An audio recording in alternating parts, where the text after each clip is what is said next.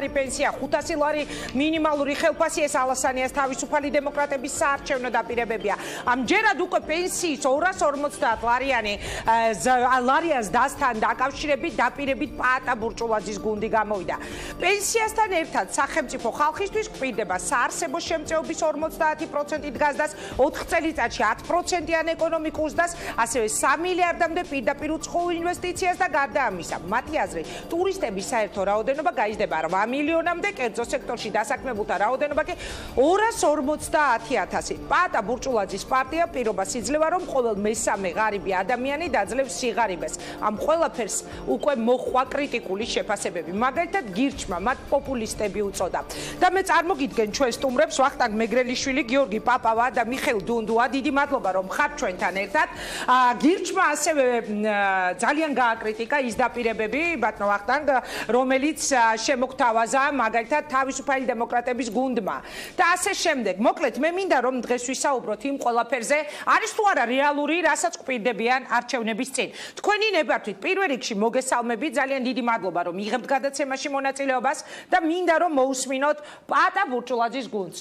თქვენი შემოთავაზება. აბა თქვენი ცით ახლა გამოგიყვანეთ სიღარიბი და რას გვთავაზობთ? დიახ. პირველ რიგში დიდი მადლობა, რომ დროს უთმობთ ეკონომიკური პროგრამის მადლობა განხილვას. მე მინდა გავყავთ ძირითად ორ ნაწილად ჩვენი ეკონომიკური პროგრამა. პირველი ნაწილი ეს არის სწრაფი ეკონომიკური ზრდის მიღწევა, ხოლო მეორე ეს არის მდგრადი სოციალური პოლიტიკა, რომლის გატარებაც აუცილებელია საქართველოში. მე მინდა ასევე გავყავ ორ ნაწილად ის მიზნები, რომლის მიღწევასაც ჩვენ ვცდილობთ. პირველ რიგში გამოვკვეთო ის მყისიერი ცვლილებები, რომლებსაც ჩვენ გავატარებთ და ის მყისიერი სიკეთე, რომელსაც მოსახლეობა პირველივე დღეებში იგრძნობს საკუთარ თავზე და შემდეგ უკვე ხაზი გაუსვა იმ გეგმებს, რომლის მიღწევაც ჩვენი მმართველობის პერიოდში გვინდა. პირველ რიგში დავიწყოთ მყისიერი ცვლილებებით. ეს არის ყველაზე მნიშვნელოვანი და რაც ჩვენ გამოგვარჩევს სხვა პარტიებიდან, ეს არის 4 წლიანი გარანტია სოციალურ სტატუსს. ეს რა იგულისხმება? დღეს საქართველოში არიან სოციალურად დაუცველი ადამიანები, რომლებიც ყოველდღიურად არიან შიშის ქვეშ, რომ შეიძლება ან მოუხსნან სოციალური დახმარება, ან მისი გარკვეული კორექტირება მოახდინონ. ჩვენ გამოდივართ ინიციატივით, რომ ამ ადამიანებს ეს სტატუსი 4 წლის განმავლობაში მათი სტატუსი არ გადაიხედოს. ეს მიაღწევს ორ მიზნას. პირველი, ვერც ერთი მთავრობა ვეღარ მოახერხებს პოლიტიკური მანიპულაციებისთვის და წინასაარჩევნოდ მათ გამოყენებას. მეორე, ანუ მე თუ მაქვს სოციალური სტატუსი, რომც დავიწყო მუშაობა, ან ოჯახის რომელიმე წევმა 4 წელი მაინც მაქვს ეს დაუცველი სტატუსი. კარგით, მოდი თემატურად უნდა გავშალოთ ეხლა ესე. მეორე მთავარი მიზეზი გითხრათ, ამ თქვენ ხართ დარტყმის ობიექტი, იცოდეთ, ეხლა უნდა მოусმინოთ მიხეილ დუნდუას და ვახტანგ მეგრელიშვილს, დიახ. ამ კონკრეტული დაპირების მთავარი მიზანი არის ის, რომ ის ადამიანები ვინც დღეს ითვლებიან ღარიბად, სოციალურად დაუცველი ადამიანები, მან ზუსტად მუშაობა დაიწყო 200 ლარიანი სამსახური, 300 ლარიანი გემო გაუგონ, ასე თქვა, დასაქმებას და არ ქონდეთ იმის შიში, რომ დაკარგავენ სოციალურ დახმარებას. შესაბამისად, სოფლად მოსახლეობა მაგალითად შეიძინოს, ან ვინმე რომ აჩქოს, თქვათ, ქათამი, ან სხულფეხა პირუტყვი, ან ასე შემდეგ. ან ტელევიზორი, ან მოუხსნია სოციალურ დახმარებას. დიახ, ანუ ის ჩვენ გვინდა ისინი გავხადოთ ეკონომიკურად აქტიურები, რომ თავად შეძლონ სიღარიბის დაძლევა. და სწორედ ეს განაპირობებს იმას, რომ დღევანდელი დაახლოებით 9 მილიონი ადამიანიდან ყოველი მესამე დაძლევს სიღარიბეს 4 წელიწადში. მადლობა. ბატონო მიხეილ, მინდა ოდნავ მოგვიანებით გთხოვოთ კომენტარი, მოусმინოთ მეორე პოლიტიკური პარტიის წარმომადგენელს, ვახტანგ მეგრელიშვილმა ალბათ უნდა შეაფასოს. დღეს უთხარი ახლა ბატონ გიორგის დარტყმის ობიექტი თქვენ ხართ თქო, მაგრამ ვარჩევთ ბურჭულაძის პროგრამას ამჯერად რამდენად რეალურია, რა სიტყვით და რატომ უწოდეთ მათ შემოთავაზებებს პოპულისტური? გამარჯობათ ქალბატონო. გამარჯობათ, მაგალითად სოციალური სტატუსი კონკრეტულად. მოგესალმებით თქვენს მაყურებელს.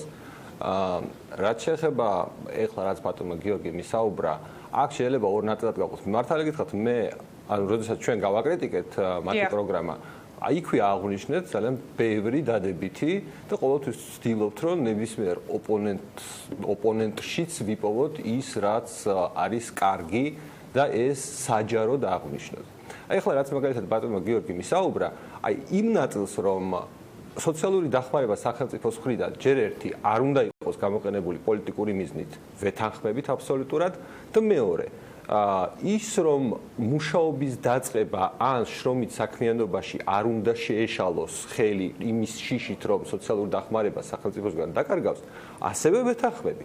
მაგრამ არის მეორე საკითხი, ახლა რასაც აღარ ვეთანხმებ. საქმე არის იმაში, რომ დღეს 10 საქართველოს მოქალაქიდან, ანუ სტატისტიკურად რო ავიღოთ, ითვლება გაჭირვებულად ერთი ადამიანი. მე არ მგონია რომ ვინმე საქართველოში ჯერა რომ საქართველოში 10-დან მხოლოდ ერთი ადამიანი არის გაჭირვებული.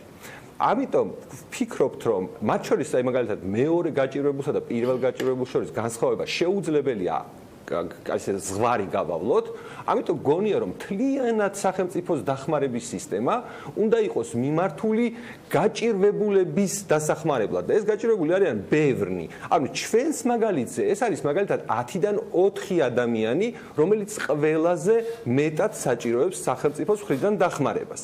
აქედან გამომდინარე ჩვენ არ მიგვაჩნია მიზანშეწონილად ჯერ ერთი ის, რომ შევინარჩუნოთ დღევანდელი სისტემა, ის უნდა გაფართოვდეს, ხოლო მეორე რომელიც ბატონ გიორგის ჯერ არ უთქვია, მაგრამ ნუ სავარაუდოდ უბრალოდ ამის კონტექსტში უნდა ვახსენო, აპირებენ გააგრძელონ იგივე მეთოდით დაფინანსება მაგალითად პენსიონერების, რაც არის სასტიკი კრიტიკის ობიექტი, არა მარტო მათი. პენსიებზე გადავალთ ეხლა, დიახ. ხო, ანუ ეს არის ერთი და იგივე თემა და არ შეიძლება ერთი და იგივე თემა, ანუ პენსიებსაც ვარიგებთ იმის გამო, რომ ჩვენი საზოგადოების ნაწილს უჭირს, სოციალურ დახმარებასაც არიგებს ბიუჯეტი, იმიტომ რომ გარკვეულ კატეგორიას უჭირს და არ შეიძლება ამის გამიჯვნა ერთმანეთთან. მადლობა. მე გადავალ მიხეილ დუნდუასთან. ბატონო მიხეილ, როდესაც თქვენ ამ ტიპის დაპირებები გესმით ხოლმე, ეხლა ერთ კონკრეტულ საკითხზე ვისაუბრეთ, მაგალითად სოციალურ დახმარებებზე, მაგრამ ეხლა ალბათ ბატონი გიორგი მოგეყვება პენსიებზე, სიღარიბის დაძლევაზე და ასე შემდეგ. თქვენთვის ეს როგორც ექსპერტისთვის ეს არის უბრალოდ წინასაარჩევნოდ ლამაზი სიტყვები და ლამაზი დაპირებები თუ რეალურად შესასრულებელი? მართალი ხართ, მას დააკრავს წინასაარჩევნო სურნელი, თუმცა კეთილმოსურნეობის პრინციპიდან გამომდინარე, მხოლოდ მნიშვნელოვან დეტალებზე გავამახვილებდი ყურადღებას. ძალიან სწორი მიდგომა პოზიციებზე დაკავშირებით, რომ გადაიხედოს სრულყოფილი იქნას სოციალური დაცვის კრიტერიუმები. ადამიანები, ვინც იღებენ სოციალურ დახმარებას, კრიტერიუმები გაუმჯობესდეს, დახვეწას ექვემდებარებოდეს, მაცევრისა და სარიცხი მანქანის გამო, ან პირუტყვის გამო, რომ არ წიწილების გამო რო აჩუქებენ. ეს რა თქმა უნდა, ეს დახვეწას ექვემდებარებოდ უნდა დაიხვეწოს, მაგრამ შეეხება მიდგომას, რომ 4 წლის განმავლობაში სტატუსი არ უნდა შეეცვალოს ადამიანებს, შეიძლება უყურეთ ჩვენ ხო არასტაბილური ქვეყანა ვართ, ჩვენი რეგიონი არასტაბილურია, მიუხედავად იმისა, რომ მაღალი სასულო შემოსავლიანობის მქონე ქვეყნის სტატუსი მივიღეთ, მიუხედავად ამისა ეს არ ნიშნავს, რომ დალხინებული მდგომარეობაა ხო ქვეყანაში. შესაბამისად არასტაბილურობიდან გამომდინარე ზოგი ჯგუფის შეიძლება 10-ობით 1000 ადამიანი შედის სოციალურ გასაჭირში, დანარჩენი გამოდის, მე ისევ თავიდან და მოძრაობს. შესაბამისად სახელმწიფოს სჭირდება მოქნილი მექანიზმი, რომ ყველა გაჭირვებულს დაეხმაროს და ის ვინც დააძლია გასაჭირი, მასზე არ წავიდეთ. ანუ 4 წელი თუ ერთი და იგივეს გადაუხდიან, წყალში გადაყრილი. აი მაგალითად წარმოვიდგინეთ ჩვენ ყველა პარტია, მათ შორის პუნქტუალიზმის პარტიაც. გვერდება რომ 4 წლის განმავლობაში საქართველოს ფეხზე დადგება განახევრდება სიხარებით. თუ სიხარებდა განახევრდება, მაშინ გამოდის რომ ნახევარ ადამიანს, ვისაც უნდა ეხმარებით, ტყუილად გავუწევთ დახმარებას, ხო ჯობია? იქ ნახევარს მოვაკლობ და დანარჩენ ნახევარს. რა თქმა უნდა, მოდით გადავალ გიორგი. ანუ ეს ელფერი მიზანი რომ მაგალითად საარჩევნო დაიწყოს გამოყენებული, რა თქმა უნდა, არ უნდა იყოს მიზანი რომ დაიხოცოს, რა თქმა უნდა, სწორია, მაგრამ როგორ? ამ მეთოდით, რა თქმა უნდა, არის. მადლობა, რა სიტყვით, ბატონო გიორგი, ანუ ბიუჯეტს უფრო მეტად არ დააწვება და უფრო მეტად არ დააზარალებს, მე თუ მქონდა სოციალური სტატუსი, სიტყვაზე ვამბობ და 3 წლის მერე მე დავიწყე სამსახური და აღარ საჭიროებ რომ ბიუჯეტმა დამაფინანსოს. დიახ, პირველ რიგში მინდა შევეხო იმას, რომ ჩვენ გვაქვს გაკეთებული კონკრეტული კალკულაციები. აი მაგალითად ეს არის გრაფიკი იმისა, თუ რეალურად რა მდგომარეობა გვექნებოდა იმ შემთხვევაში, თუ 4 წლიან გარანტიას არ დავგეგმავდით, რა მდგომარეობა გვექნება მას შემდეგ, რაც 4 წლიან გარანტიას შემოვიღებ და ვადარებთ რას. გეთანხმებით, რომ იმ კრიტერიუმით, რაც დღეს ითვლება, ნაწილი ადამიანი იმ სიღარიბეს დაძლევს და ჩვენ გავაგრძელებთ მათ დაფინანსებას. მაგრამ მიზეზი რა არის? სიღარიბი არ არის მყისიერი და რაღაც დროში ძალიან მოკლე ვადიანი ეფექტი. ეს არის სიღარიბიდან ამოსვლა არის პროცესი. ჩვენ მაგალითად წავიდა ადამიანი და დაიწყო 300 ლარიანი სამსახური. დღეს მას გავუკვდება, მაგრამ მე არ ვთვლი, რომ მან სიღარიბე დაძლია, იმიტომ რომ 300 ლარიანი სამსახური დაიწყო. მე მას საშუალებას ვაძლევ, რომ 4 წლის განმავლობაში რეალურად ამოვიდეს სიღარიბიდან და შემდეგ რა თქმა უნდა მას შეუწყო. მე ძალიან მარტივად მითხარით, დაუშვათ მე ვიღებ სოციალურ დახმარებას და ვიშოვე 600 ლარიანი სამსახური. თქვენ გარანტიას მაძლევთ, ბატონო, 2000 ლარიანი, კი ბატონო, რა სიზამთ? 600 ლარიან სამსახურის შემთხვევაში თქვენ აუცილებლად გაგიგრძელდებათ სოციალურ სტატუსით და მიიღებთ იმ დახმარებას, რასაც მანამდე ღებულობდით. რა თქმა უნდა, იქნება მაგალითად ლატარეა თუ მოიგო ადამიანმა, ცხადია ზედაზღვარი, ძალიან მაღალი ზედაზღვარი იქნება დაწესებული. ეს ზედაზღვარი არის ქულებით დეტალებით დათვლილი და ეხლა ამ დეტალებში არ მინდა, იმიტომ რომ ეს ზოგადად ეს სისტემა არ არის მარტო შემოსავალზე დამოკიდებული. აქ არის თანაფარდობა შემოსავალსა და ადამიანის საჭიროებას შორის. მოდით, მაშინ ბრძანეთ ბატონ მიხეილ და ვახტანგ მეგრელიშვილი. ანუ ადამიანი ცოტა ის მინდა, ანუ დიალოგის რეჟიმი რო დავასრულებ. ანუ ადამიანი ღარიბია თუ მდიდარი არ განისაზღვრება მხოლოდ მისი შემოსავლით. ერთი და იგივე შემოსავლის ორი ოჯახი შეიძლება ერთი იყოს ღარიბი, ხოლო მეორე მდიდარი. რაოდენობას გააჩნია? გააჩნია რაოდენობას, წევრების სტატუს, მაგალითად სხვადასხვა ადამიანებს სხვადასხვა საჭიროებები აქვს, მაგალითად შეზღუდული შესაძლებლობების მქონე ადამიანს სხვა თანხები ჭირდება, ასე შემდეგ. შესაბამისად, მხოლოდ შემოსავლით ამის იდენტიფიკაცია ძნელია. კი ბატონო, მაგრამ მე მაქვს კითხვა და ამ კითხვით გადავდივარ ახლა მიხეილ დუნდუასთან. თუ 600 ლარიან სამსახურს შოულობს ადამიანი და შენ მას მაინც აძლევ 4 წელი ამ სოციალურ დახმარებას, მაშინ რა გამოდის, რომ ბიუჯეტს ეს არ დააწვება კიდევ? მე არ მithქვია რომ არ დააწვება და მაგალითად ასევე მოგასწრით ჩვენ კონკრეტულ კალკულაციებს, სადაც წერია რა რამდენად დააწვება. მაგალითად ის რომ 4 წლიან გარანტიას შემოიღებ და ეს სლაიდები არ არის დღეს გაკეთებული, ეს არის იმ პრეზენტაციის სლაიდები, რომელთაც ჩვენ ეკონომიკური პროგრამა წარმოადგენთ.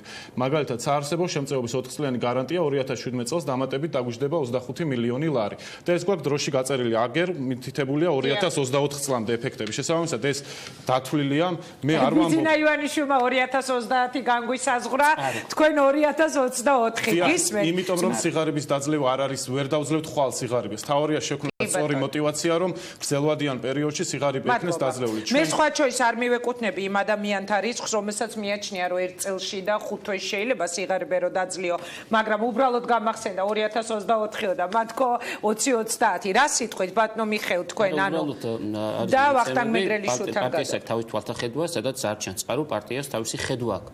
მასთან დაკავშირებით, როგორ შეიძლება დააწვეთ ბიუჯეტს, რა ეს წყაროთი არა და წყარო რას გულისხმობთ, როცა საუბარი ლამაზი გრაფიკით ახატული, ხო? კი, ძალიან ლამაზი. რის მიხედვითაა შედგენილი? როგორია სიღარიბის კრიტერიუმები? მაგალითად, აქ სწორად დაიწყო საკითხი, ხო? ჩვენ პირველ რიგში კრიტერიუმები არის, რაც დღეს არის კრიტერიუმები, ქულების სისტემა არსებობს და ამ კრიტერიუმებით ხო, ამ სიღარიბის კრიტერიუმები. არა, ამ კრიტერიუმებს არ თუ არ შეიცვლება სიღარიბის კრიტერიუმები, მაშინ აბსოლუტურად სწორია თქვენი შენიშვნა ქალბატონინგა. როცა საუბრობთ იმაზე, რომ ადამიანი თუ დაიწყო მაგალითად სამსახური გავყოთ 1000 ლარიანი, ან 2000 ლარიანი, 600 ლარიანი. და არის მეორე ადამიანი, ვისაც უჭერს არა გამოსული სიძუხჭირიდან და 200 ლარი, 100 ლარი, 50 ლარი შემოსავალი. ხო უპრიანია რომ მას მოეხსნა სოციალური დახმარება და მიეცეს იმ ადამიანს, ვინც უფრო მეტად უჭერს, უფრო პროდუქტიულად აიხარჯოს. ამაზეა საუბარი. თუ კრიტერიუმები არ იცვლება, მით უმეტეს ძალიან დიდ ბოდის გიხდით რომ განსაკუთრებით უბრალოდ რეალურად იღებს უფრო ღარიბი იღებს დღევანდელ სისტემაში უფრო მეტ დახმარებას, ვიდრე უფრო მდიდარი. აქ საუბარია იმაზე, რომ ადამიანი ყოველი მისი ეკონომიკური აქტივობის დასაქმების საზღვარს გადაკვეთს უუქმებენ, შვილი გაუთხოვდება, უუქმებენ. ანუ ის კი არ იფიქროთ, რომ ცუდია, მაგრამ მე აი ასეთ მაგალითად ასეთ ფორმულირება ადამიანის საზღვარს გადაკვეთს და შემოვა, მაშინ არ გავაუქმებ. თუ ადამიანს ეკნება 2 მაცივარი არ გავაუქმებ. ეს სხვა კრიტერიუმი, მაგრამ ამაზე კი არა საუბარი. საუბარი იმაზე, თუ კი 4 წლის განმავლობაში ერთხელ მივეცის სოციალური შემწეობა, მაგალითად დღეს ჩაიფიქრა ადამიანმა მოახერხა ამ სტატუსის აღება, ხვალ დასაქმდა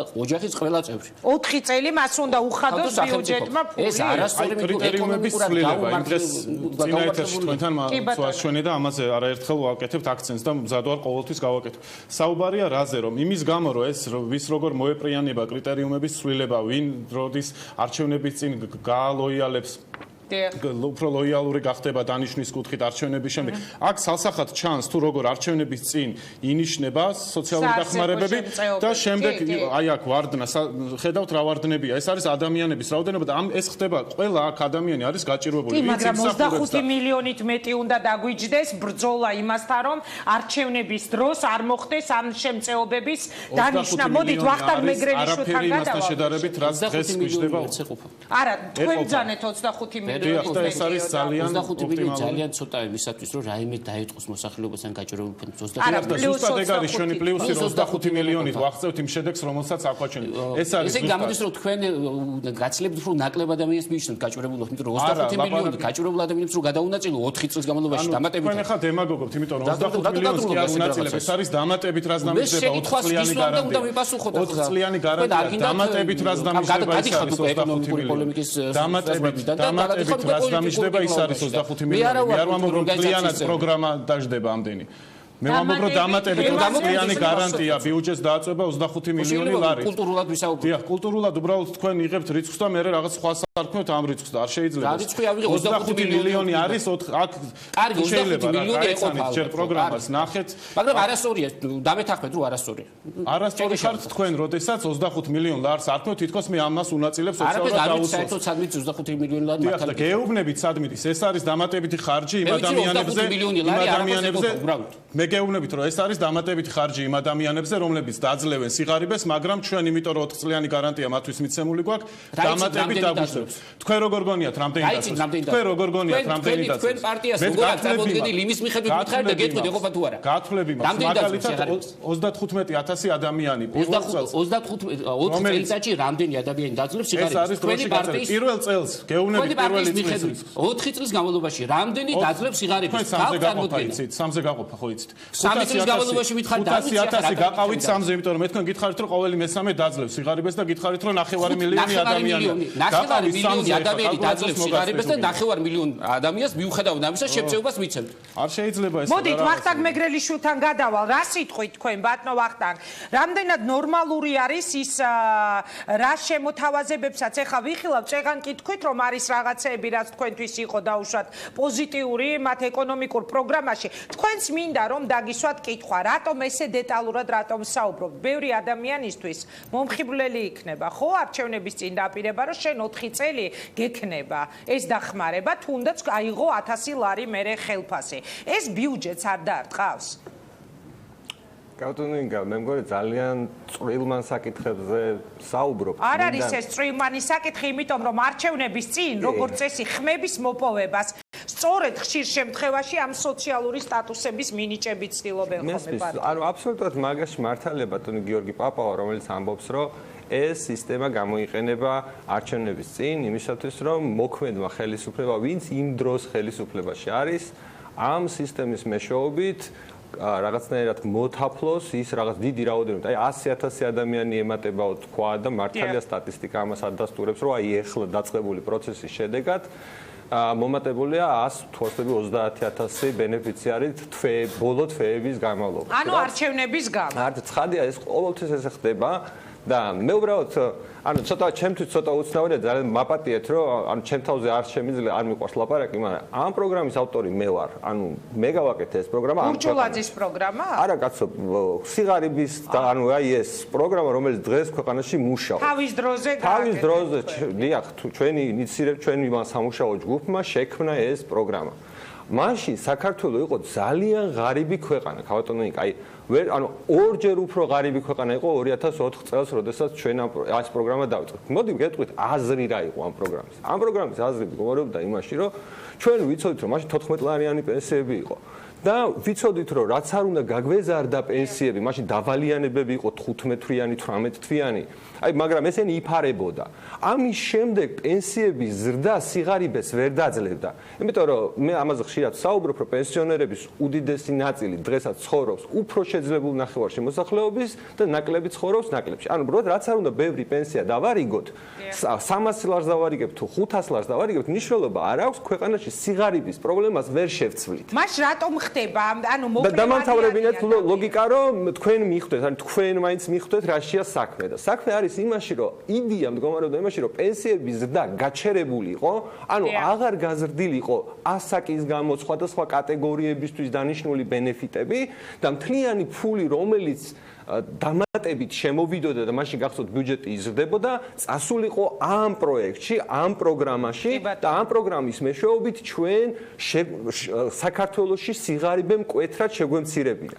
ზუსტად იმიტომ, რომ თქვა პოლიტიკოსებისთვის ყოველ არჩევნებზე იყო მარტივი, რომ დაპირებოდნენ პენსიების დაზს და გახსოვთ, რომ რაღაც აი იყო 2005-ში, რაღაც 2006-ში არჩევნები და შესაბამისად პენსია ორჯერ გაიზარდა 14 ლარიდან 28 ლარამდე და ამის მერე მუდმივად ყოველი არჩევნების წინ იზრდება პენსია. პრობლემა არის ამაში. თუ ჩვენ თანხმდებით პოლიტიკური თქვა ძალები იმაში, რომ არ არის სწორი პენსიების ზრდა ზოგადად და სწორი არის ღარიბი ოჯახების დახმარება, მაშინ ეს პროგრამა უნდა გავაფართოვოთ. ის ტექნიკური ნაწილი 4 წლის განმავლობაში ამოვარდებიან თუ არა, ეს არის პრიმიტივიზაცია ამ პროგრამის. კარგით, გავიგეთ.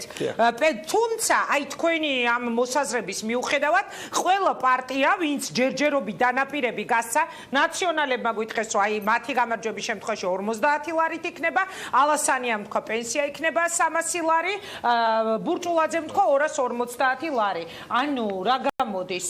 ეხლა რომ წყალში უნდა გადავყაროთ ის როგორც აღმოჩნდა თქვენთან გადაცემაში 300 ლარი 4 წლის თავზე არის დაპირება და არა დღეს, ამიტომ რეალურად არ არის 300 ლარიანი დაპირება.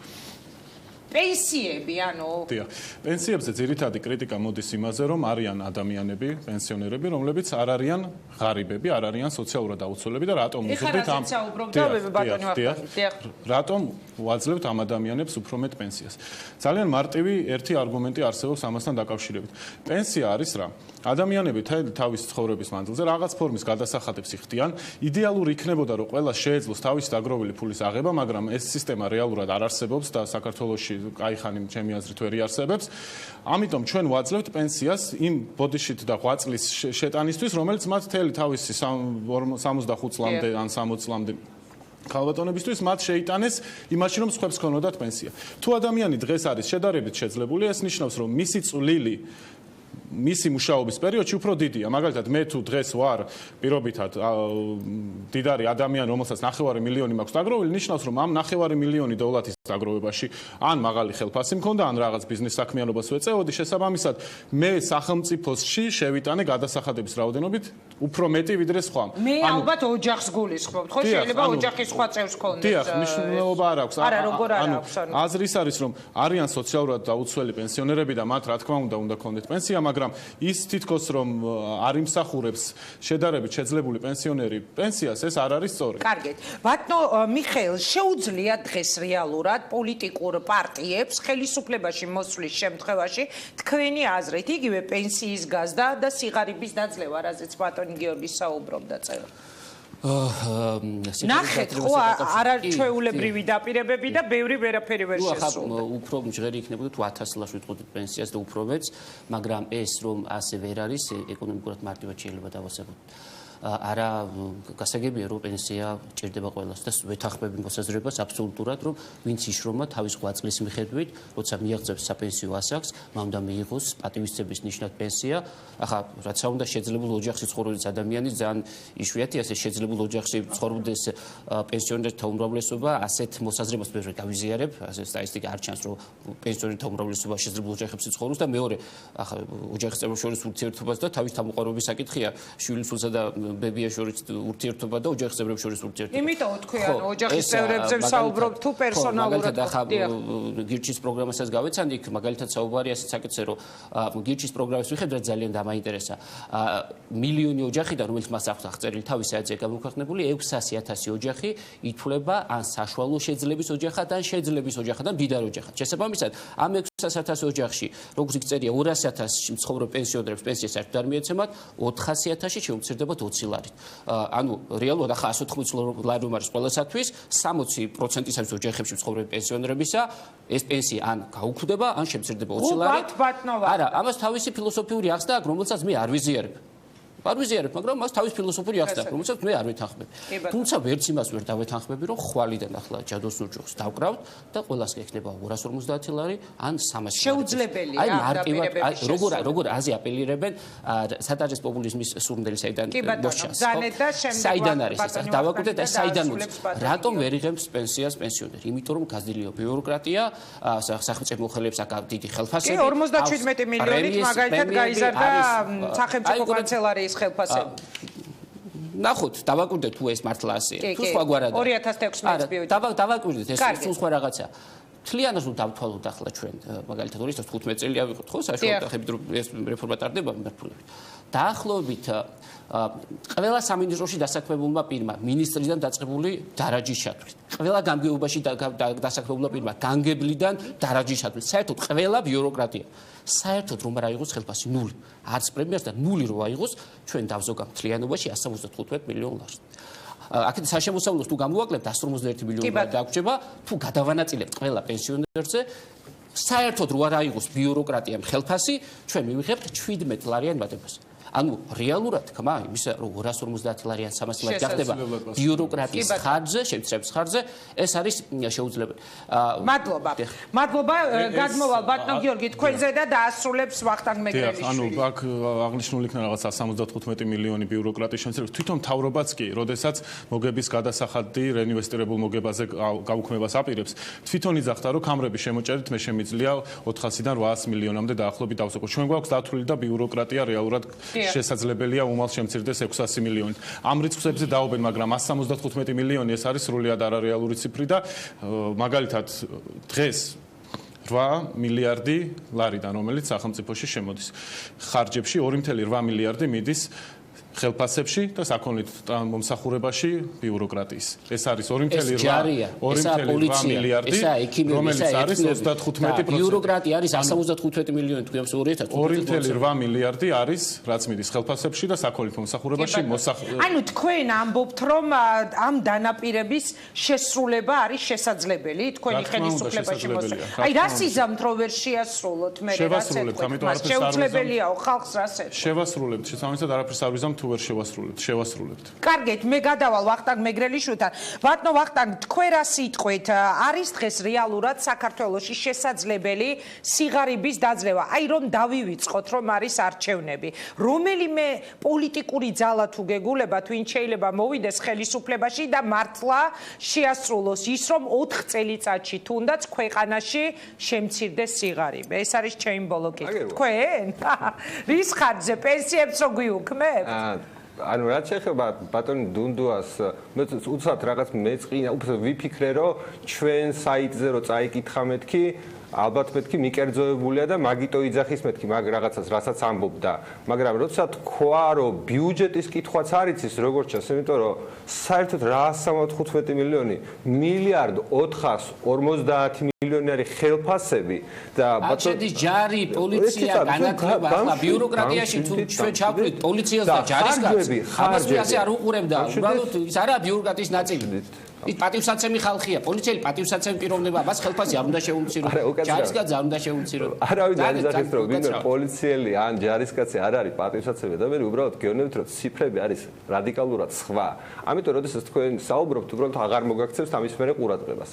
რაც შეეხება რა უნდა გავაკეთოთ, მე ვფიქრობ, რომ ანუ ზოგადი რიტორიკა უკვე ჩემი აზრით არის საკმაოდ მომზადებული იმისთვის, რომ უკვე კონკრეტიკაზე გადავიდეთ. ანუ ვისაუბროთ იმაზე, რომ რამდენი ფული გვაქვს 4 მილიარდი ლარი დაახლოებით, რომელსაც ხარჯავთ იმისთვის, რომ ამ ქვეყანაში სიღარიბე არ იყოს და ამ 4 მილიარდი ლარის ნახევარზე მეც ვუშვებ შეძლებულ ოჯახებში. რაც არ უნდა ვილაპარაკოთ, რომ ამ ხალხს რაღაც დამსახურება აქვს, რომ ანუ რაღაც როდის რაღაც გადასახადები, როდის 90-იან წლებში გადაიხადეს გადასახადები ამ ადამიანებმა და ეს გადასახადები არ ვიცი ქვეყნის კეთილდღეობას ხმარდებოდა თუ რა ხდებოდა არ ვიცი.